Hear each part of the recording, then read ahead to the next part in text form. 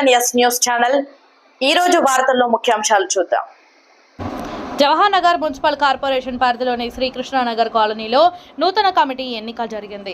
ఈ ఎన్నికల్లో కాలనీ వాసులందరూ ఏకగ్రీవంగా కొమ్మరాజుల వెంకటేష్ గారిని అధ్యక్షుడిగా ఎన్నుకున్నారు.